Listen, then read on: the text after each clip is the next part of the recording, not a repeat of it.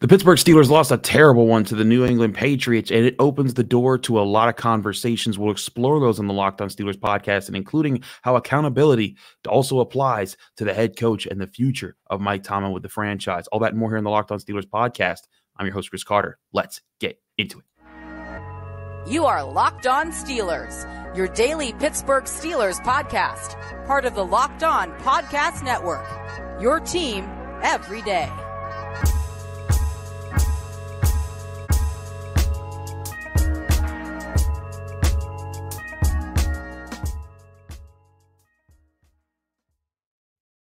Hello and welcome to the Locked On Steelers podcast. I'm your host, Chris Carter, bringing you your daily dose of all things in the Pittsburgh Steelers. As always, you can find the show on your favorite podcasting apps and on YouTube. Like this video if you enjoyed. Subscribe to this YouTube channel to get all of your daily Monday through Friday episodes, as well as our bonus content. We thank you for making us your first listen every day because we're your team every day. And today's episode is brought to you by DoorDash. A few minutes ago, I placed my very own DoorDash order to get my favorite local meal from, Big Shot Bob's. I needed to get my wings. And When you get that, the best place to do that is on DoorDash. Place your order today by using promo code LOCKED23. Stay tuned for later in the episode to hear more about our friends at DoorDash. Steelers fans, let's talk about this game, y'all. And we'll talk about a lot more than just this game because, frankly, just mulling it over just the game isn't enough for what we need to talk about, what's really going on with the Pittsburgh Steelers. I said last week, not even last week, just 5 days ago when the Steelers lost on Sunday to the Cardinals, I said that was the worst loss of the season. This is now the worst loss of the season. The offense was putrid again. They had one real drive that went 80 yards. They had a terrible interception. There was more passes that should have been intercepted. Some that should have been pick sixed. They were stopped twice on fourth down. The defense allowed 21 points to Bailey Zappi. They missed basic stuff along the way. Their first touchdown was a play where the Patriots used a pick and illegally used a pick. It wasn't illegal. It wasn't dirty. It was just smart design on their part. And Michael Walker and Joey Porter Jr. just didn't communicate on the play. They didn't pass each other off, and that allowed Ezekiel Elliott to walk into the end zone. The third touchdown, DeMonte KZ in position, should make the interception, completely misplays the ball. Defense, big letdown in the first half, did step up in the second half to keep the game, to give the Steelers a chance to come back. On the flip side, offense, Trubisky, all game long, not seeing guys. First play of the game, they call play action. Pickens is running down the middle, deep shot. There's no safety. Give him a chance. Nope, runs. Now he did run and get a first down on that play, but that was the pass that should have been there. On the fourth down play at the end of the game, when he threw it deep to Deontay, he had Allen Robinson wide open over the middle. Within a second, needed to see that. Didn't. And he even admitted on that play there were several options given to him. It wasn't designed just to go to Deontay Johnson. It was designed to give him several options, read the field, take what's there. He didn't do that. He said that he saw Pickens doubled on one side, so he thought Deontay Johnson would be open, and he missed entirely on the throw. Bad throws, bad rhythm, bad everything. Even slid too early on a third down in the red zone that led to a fourth down stop just a play later. And there were still procedural penalties on offense. It just abysmal across the board, and it's just more similar things that we heard from after the Cardinals games. We talked to players and we talked about it on this show. Was it preparation? Was it execution? Did they not know what was coming? Were they surprised by anything that the Cardinals did? And we heard from the players like, listen, it wasn't that we didn't prepare for them. We just didn't execute. And some said they took them lightly on game day. Maybe they didn't execute as well there. Okay, if that's the case, fine. But then they lose this game. We asked players again, same thing. They didn't hit us with anything new. They didn't hit us with anything they didn't show on film. We didn't execute. So if execution keeps becoming the problem, how do you fix that? What do you do? I missed out on the Mike Tomlin press conference because I was trying to get into the Steelers locker room because I thought Cam Heyward was going to speak in there. Turned out he spoke at the podium. So I missed out on Mike Tomlin. But I got to talk to Cam Heyward, and I got to ask him the questions about that. And I felt like he gave some real answers. Here was Cam Heyward after the Steelers loss, addressing some of those questions about accountability within the Steelers and what they need to do to execute better. Cam, you've been with this team through a lot of ups and downs over the years. This feels like a unique position for you guys. Is there a change in anything that you guys have to institute as leaders to stop this? I think it's the stuff we talk about. I think it's just the execution wise. You look when we were out there on defense early on. man, you can't give up 21 points like that. I don't care who it is. You tip your hat to them. They got the job done today. But, man, there were mistakes out there all around. And, luckily we were able to get a lid on it later. But spotting 21 points and having to dig yourself out of that hole is not something you're usually accustomed to in the NFL. You guys have talked a lot about how, you guys, it wasn't anything new that you guys didn't see before. It wasn't a surprise that they caught you with. It's been about execution. And when that continues to be a problem, what has to change to get you guys over the hump of that execution? Either guys learn or, you got to change who's in there. Myself included. If I can't execute, then you got to take me out. That's just the way the group rolls. That's the way we've always done. But I think we have the capable men of doing that. I think in a short week it comes down into those execution type of plays. Thursday games always come down to, who can make the least amount of mistakes. It's usually the team that wins on these Thursday nights. Cam, how do you keep guys together through this negativity? I think you keep guys together by being accountable, not running from the mistakes. We'll have meetings tomorrow, but I'm not someone who's going to shy away from what's going on, and hopefully I know a lot of our guys are going to think the same way. When we're out there or when we're in meetings, there's a standard, there's a level of play that needs to be accustomed to everybody. And when we fall short, everybody's accountable for it. Nothing more than that. What did Mike say to you guys after the game? Did he say anything different than what you've seen him say over the years? I don't think Mike T doesn't like to, I think Mike T likes to absorb the film before he really makes a judgment. And I think that's fair. Obviously, players are ticked off, mad about the game.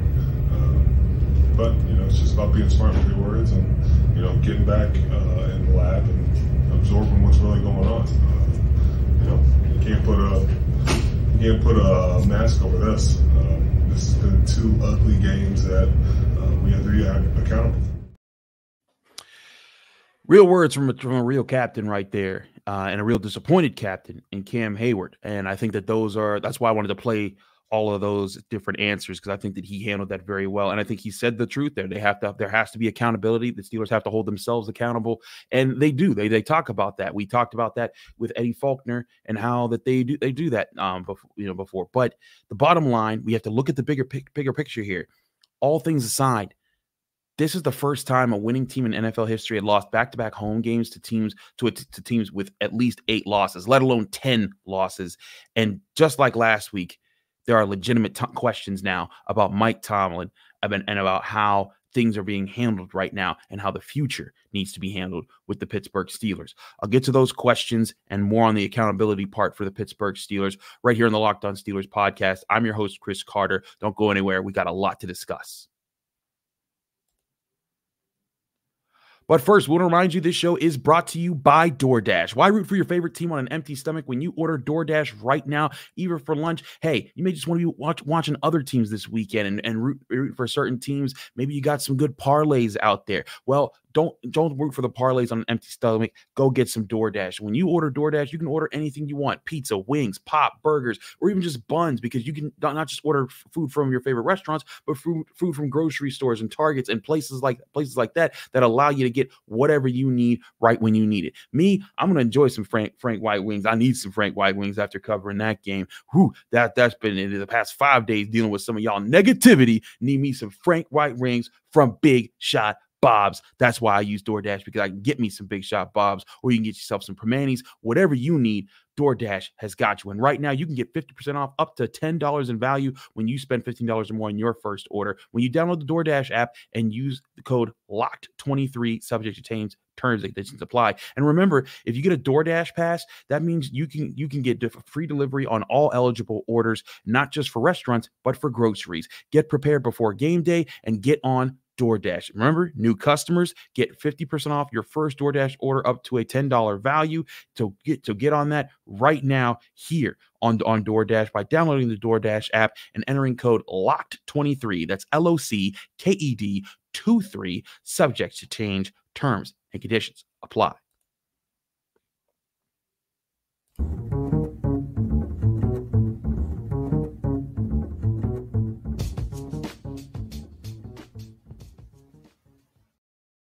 We're back here on the Locked On Steelers podcast. I'm your host, Chris Carter.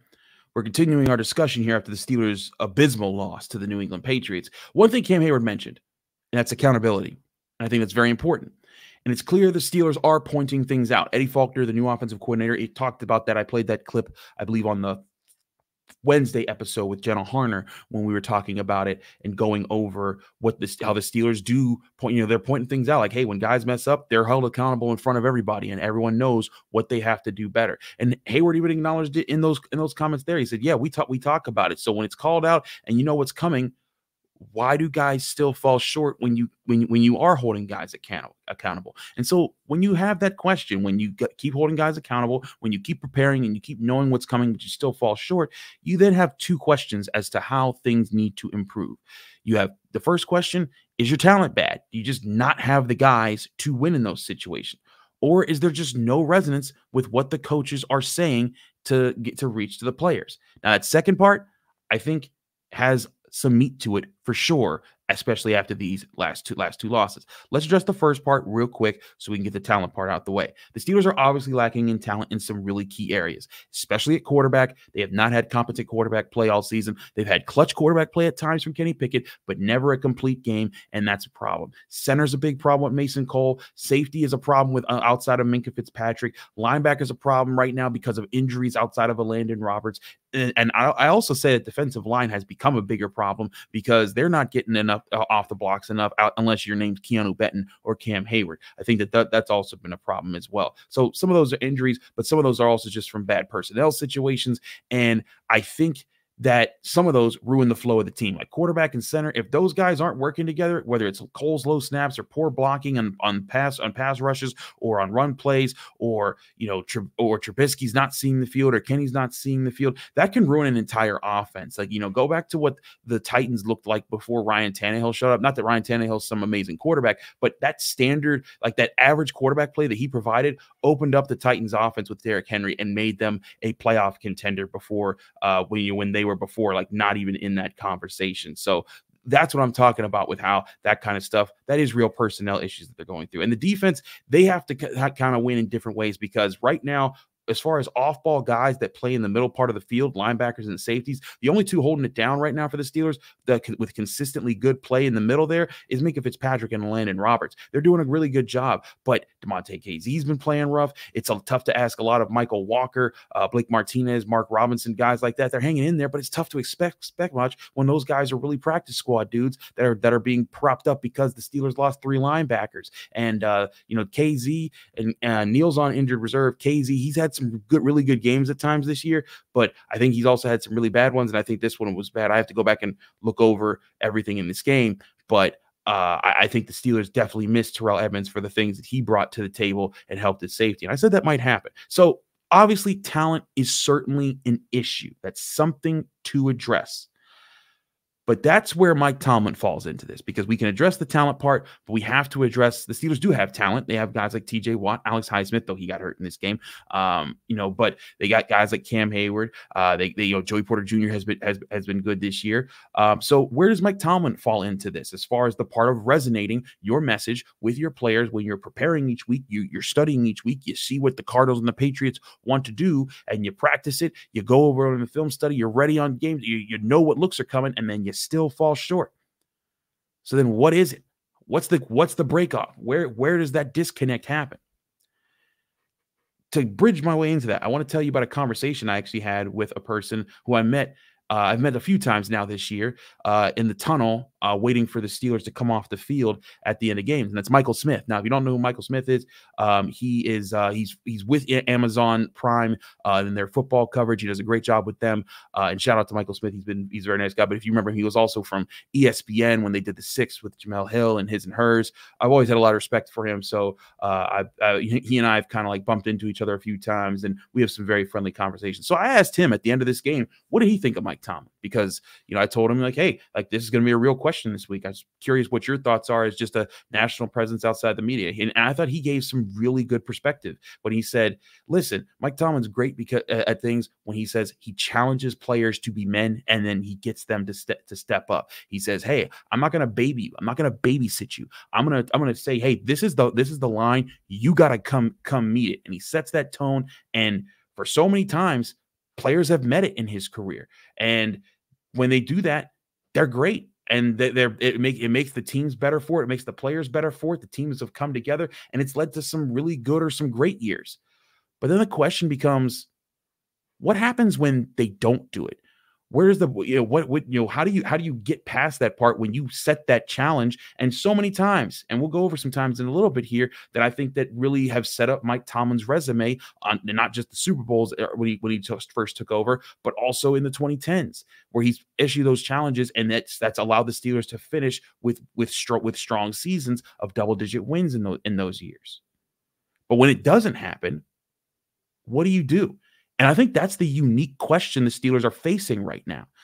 Because, again, this is unprecedented, not just for the NFL, but especially for Mike Tomlin. The Steelers, whenever they've had a bad loss in Mike Tomlin's tenure, they've always bounced back with a really big win that kind of gets the season back on track. If you can think back over the years, they've done it multiple times. But in this situation, they just laid two major eggs at a key point of the season where they could have put themselves in the conversation for the 1 seed. Not that they are super talented to be a 1 seed, but just mathematically, if they had beaten two 10-loss teams at home, they would have had 9 wins, which would tie the Dolphins and the Ravens going into this weekend for the top records in the AFC.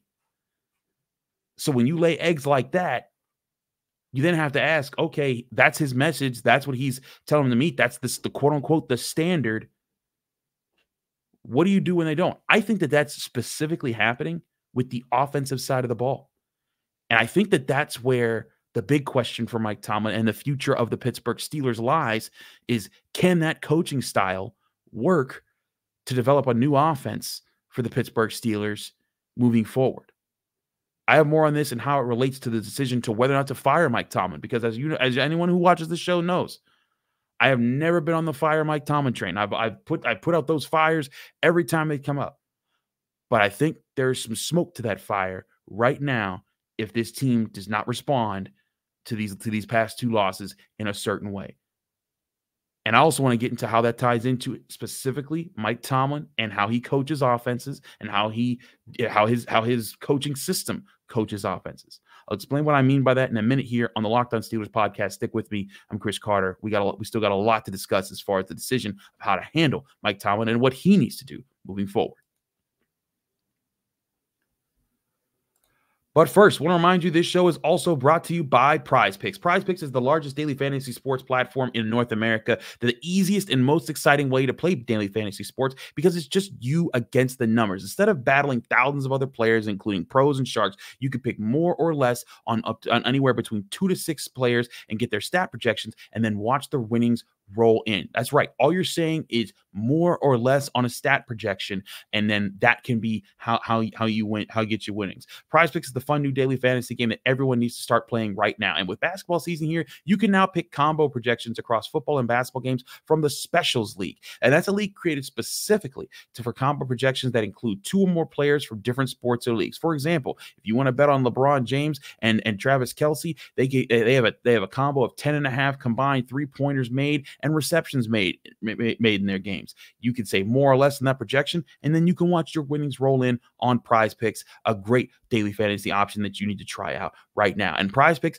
offers you what's called the reboot policy, where your entries can stay in play even if one of your players gets injured. For NFL games and college football top 25 matchups, if you have a player who exits the game in the first half and doesn't return in the second, that player gets rebooted. Prize Picks is the only daily fantasy sports platform with injury insurance. Prize Picks offers weekly promotions, and you need to get in on all of them. Prize Picks covers all the games: NFL, NBA, NHL, college sports, all of that. Get in on it now. PrizePicks.com/LockedOnNFL and use code LockedOnNFL for a first deposit match up to $100. That's PrizePicks.com/LockedOnNFL. Use code LockedOnNFL for a first deposit match up to $100.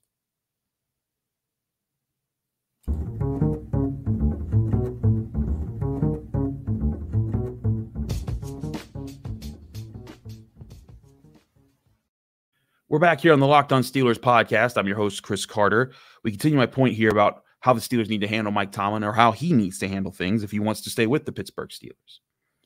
So let me get back to my point about the offense, because, again, I think it's about coaching the offense that we're talking about here. And I think going back to this game, the defense, you can see the defense time and time again make the mature responses in games. Even in this game, when they got up 21 points, and that was bad. It's not saying that they deserve a gold star for what they did, but you can at least see in the second half things changed. They addressed things, they shut things down, they took control. The Patriots didn't score, and that allowed the Steelers offense to at least have a chance to start the comeback. So I think that's a part of their leadership, the guys they've developed, the guys that know, like, hey, let's rally around this right now, let's get this job done, let's step up, let's make this happen.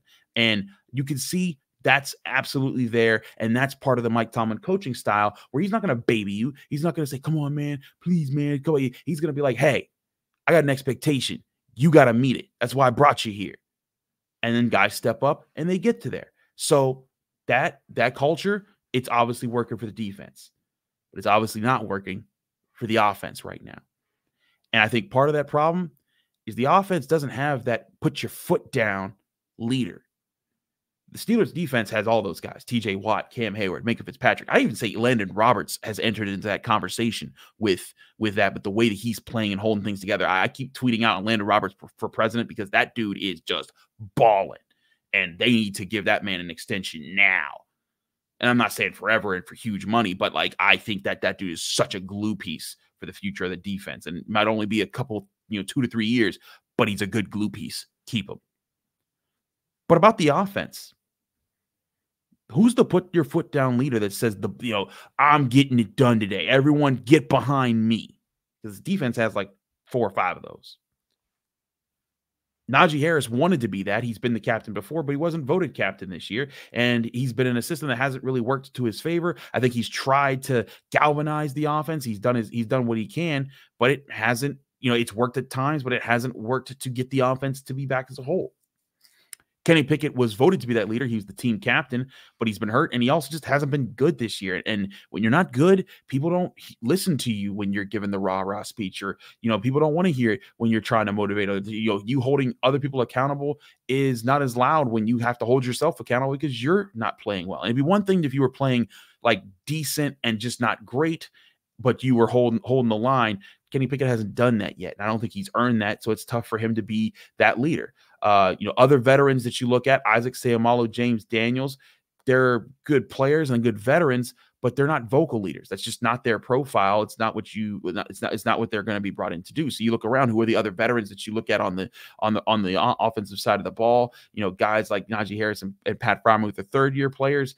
Maybe they could kind of be. George Pickens is a second-year player, and Deontay Johnson, well, we'll just say no to that. But you get my point. There's no bona fide leader that can be like plant the flag and say, men, get behind me on the offense. And I think that's part of the problem. And I don't think Tomlin has an answer for that. And that's part of why the offense is stalling. Beyond the schemes, beyond the designs, beyond the preparation and all that stuff, I think that the offense can't look to somebody and say, hey, get the play done.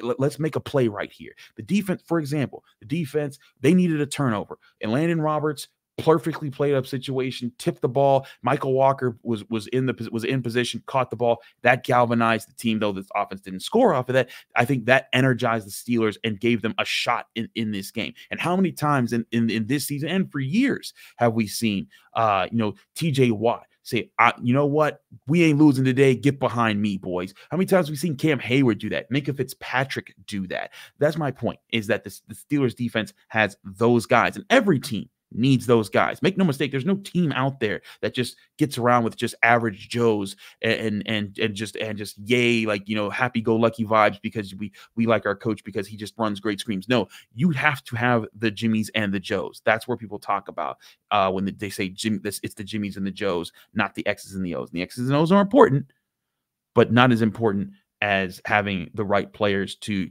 execute them. So again, I don't think Tomlin has the answer for that problem that they have on the offensive side of the ball right now, other than challenging them to be better, which he can still do, which they can still try to meet. And maybe if someone emerges from that at the end of the season, great, that's awesome.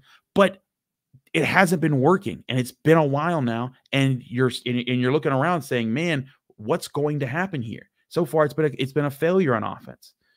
And I think Tomlin, there was a period of time where having Todd Haley was a big help, because you know what? Todd Haley could dig in someone's butt. I think Todd Haley, for all the rumors about him and Ben Roethlisberger not liking each other, I think part of it was because Todd Haley said, Ben, I know you like to hold on to the ball and that's your whole thing, but you're getting the ball out after 3 seconds, buddy. Or, that's because that's my job and I'm going to get you to do it. And it made Ben a better quarterback, got him extra time in the league. And I think that Tomlin needs a guy like that to help, especially with developing the quarterback. Either that, or he needs a quarterback that's a commander in the room, and not just a commander the way Ben was a commander, where I think Ben would come on and be like, hey guys, I'm going to sling it. Let's go make some plays. But a guy who consistently reads defenses and takes things. Ben would have so many off days that kind of balances why he never got into the real MVP conversations, because he couldn't hang with the Rodgers and the Bradys and the Peyton Mannings and the guys like that. Great Hall of Fame quarterback, but that's why he never got into that conversation. And I don't think the Steelers even need that kind of quarterback right now.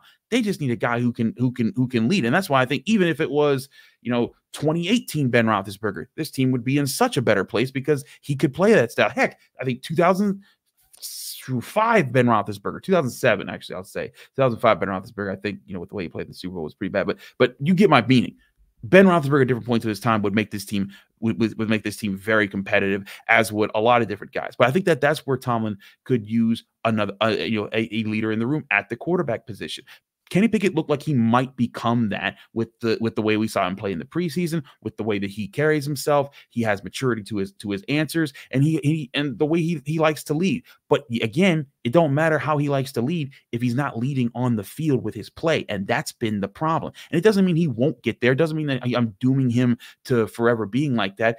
But let's be real. He's 26 years old. He's dealing with a lot of injuries. He's just gotten a surgery, and the offense hasn't clicked yet. And yes, maybe he deserves a chance with another offensive coordinator. But the Steelers can't afford to let that, if they go into this draft class and it's QB rich, there's a lot of different talents that could be there, and there's one that they don't have to even trade up that much for to get. It was going to be tough to pass up that guy and give themselves a shot, and have two shots at finding their franchise quarterback in Kenny Pickett and whoever they pick. Either way, point is, this is where Mike Tomlin does fall short, is that he does not connect with, I think, the offensive side of the ball in trying, unless he sets that standard and he challenges to meet them there. But I don't think he has an answer for when they don't. And that's where I think that this becomes a real question for Art Rooney in the future.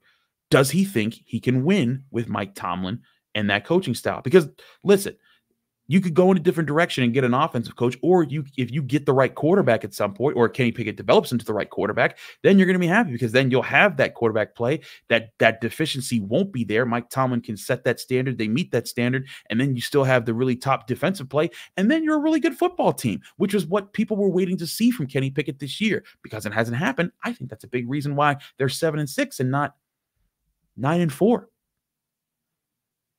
But that's where the question becomes in. Do you go in a different direction, or do you stick with where you at? There's been a lot of coaches over the years who have been an example of both. You could look at the head coaching hires, or you could look at guys who have stuck around Because Mike Tomlin, he's more of like a head of state coach. He's gonna be like the face of the team. He's gonna be the leader of men, and he specializes in defense. He oversees and he leads, and that's generally great when he has the right players, and he makes guys better. And I think that there's plenty of examples of that. You can go back to the 2008 and 2010 Super Bowl runs. In 2014, when they were 7-5, and the season was in question, they won the division. 2015, they turned a 4-4 start into 11-5, went to the playoffs, took a series of crazy injuries for them to lose, on top of a fifth-string running back fumbling that year. 2016, at one point they lost 4 straight to fall to 4-5. They won 9 straight to go to the AFC Championship game that year. There's plenty of times where Mike Tomlin has set that challenge, and you've seen it boost teams to be better. And there's been plenty of teams that he's gotten to grow over the years, and plenty of players he's gotten to grow over the years, and players that he's drafted and not drafted. And at times this season, you've seen that he's done that with his team, and you need to give him credit for that. Because there's been plenty of games, tight games, the Packers game, the Titans game, the first Browns game, the Raiders game. There's been games where they've played it, they played well, and he owns that. And you got to give him credit for those. But right now is terrible, and he owns that too. And you got to give him the blame for that. So do both. Give him the credit for the good things and the blame for the bad. And I think that's part of the problem with some of these conversations is there's some people out here that give him all of the blame and none of the credit. You know who you are, but there's plenty of people out there that I think have the balance of that conversation. And I think those are the people that I'm talking to right now as far as what these problems are. And there's ways to mask up deficiencies without just better personnel. The question is, do the Steelers keep trying to find the better personnel or get a different style? And again, you look at other franchises that have benefited from sticking around with their head coaches. Tom Coughlin for the New York Giants got 2 Super Bowl rings when he was twice on the hot seat. The third time that he was on the hot seat, they let him go. And honestly, I felt at the time like, man, Eli Manning still got gas in the tank. They still got talent. Getting rid of him is a big mistake, and they've been a laughing stock ever since. You can look at Sean Payton, had 3 straight 7-9 seasons. The Saints never blinked. They said, that's our guy. The next 4 years after that were all division-winning seasons and double digits there. Heck, Pete Carroll had 2 losing seasons before he won a Super Bowl. And heck, Bill Cowher might be the best example. He had 3 losing seasons before Super Bowl 40. And I think that was a huge part of things. But on the flip side, you're talking about the other side of this, going in a different direction. There's plenty of teams right now benefiting. We don't know if they'll win a Super Bowl, but they're benefiting from new coaches and new direction. And you got Miami with Mike McDaniels and what he's doing and the direction that he's taking things. And Doug Peterson, what he's doing with the Jaguars and what he's doing right now. D'Amico Ryans with the Texans. Granted, D'Amico Ryans a defensive-led coach, but you see what I mean when you get a quarterback like C.J. Stroud there. So which road do you take? In my book, that has not been a legitimate question before. I think there's been people that have rushed this conversation and said Mike Thomas to blame for things when the Steelers would just be like in the AFC Championship game and he'd be blamed and they'd say fire him for that. But I think this right now, if you're being real, and I know there's plenty of people out there that follow me and agree with me about my Tomlin takes and don't think that Mike Tomlin should be fired. And again, I don't think he should be fired right now. But I do think that these losses that are unprecedented, that have never happened before in his tenure or in any other time, frankly, this has to be respected. And that opens the door to this conversation. And so I say this, let's see how the Steelers finish, because I think that there's precedent for how the Steelers handle this situation in prior years. For example, in 2000, the Rooney signed Cowher to an extension, and that was despite having 3 straight non-playoff seasons. And there were people that were questioning, what the heck is Dan Rooney thinking? Why is he bringing this guy back after 3 straight years of no playoffs? 2 of those were losing seasons of 7-9 and 6-10, 2 of the worst records that the Steelers have had in my lifetime. But Dan Rooney said, you know what? He brought the locker room together at the end of that season. In the 2000 season, they were 5-6. They were going down the stretch. They needed to make a push. They were just coming off 3 straight losses. They finished going 4-1, and they just missed the playoffs. But that good finish showed that Dan Rooney that Bill Cowher still had the locker room, and that's why he kept them on. And then eventually that led to the early 2000s. They brought some defensive talent in. They had Cordell, Tom Maggs, and then eventually Ben Roethlisberger, and the rest was history. And that's why sticking with Bill Cowher worked out. So if Tomlin wants to stay, he has to have a similar response here. And again, I'm not saying, that this is that this is going to lead to Super Bowl championships right away. But if the Rooneys want to have the same power, the same leverage to put the same faith in Tomlin that they did Cowher, Tomlin needs to give them a strong finish. He's got 4 games left. They're 7-6. And so slightly a better even position than where Bill Cowher's team was. I don't know where they'll be playoff wise come when all the things are said and done. But if Tomlin wants to make sure that he is in the good graces of the Rooneys, and if the Rooneys want to have the proper leverage, this finish to this season is still important. And you may sit there and think, Chris, it's already over. The season's done. It's over with. They can't bounce back from that. People have said that before about plenty of teams, not just the Steelers, but football is a crazy sport and it's a week-to-week league. The Steelers could very well bounce back and win all four of their next games. They could also lose out, but I think that's where you determine how to handle things with Mike Tomlin. If he keeps the locker room together, if they fight back and you see that they're building something there, invest in it and say, all right, we need to just get this. We need to get the right talent. That we need a quarterback that can help things. We also need an offensive coordinator and offensive coaches that can do the things that Mike Tomlin doesn't have to do because he's handling the head of state business as being the head coach that oversees everything and specializing in defense. You do those things if you see enough there. But if you don't, that's when you ask the tough question and say, do you let Mike Tomlin go? Do you not extend him after this season? And then do you see just ride it out with 1 year left on his contract next year? That's a big question. And it's a big thing for a franchise that's looking for some positive momentum. They were hoping to have it this year. Right now, doesn't look like they have it. But again, that's why these last 4 games are going to be huge for that conversation. I'm Chris Carter, the Locked On Steelers podcast. Follow me on Twitter and Instagram at Carter Critiques. Read my work at the Pittsburgh Post-Gazette and find me here on the Locked On Steelers podcast Monday through Friday every single week. Enjoy your weekend, everybody. I'll be back Monday. I got a lot to do. I'm covering Pitt basketball for the Pittsburgh Post-Gazette on Saturday. Might do a little bit of Pitt volleyball because they're in the Elite Eight as well. But get all my coverage there. If you let me know what you think of my comments here and what you think about the Mike Tomlin situation, I'll be happy to try and chop it up with y'all. Again, follow me on X, Twitter, whatever, at Carter Critiques. I'll talk with y'all then later here, and I'll see you again Monday right here on the Locked On Steelers podcast.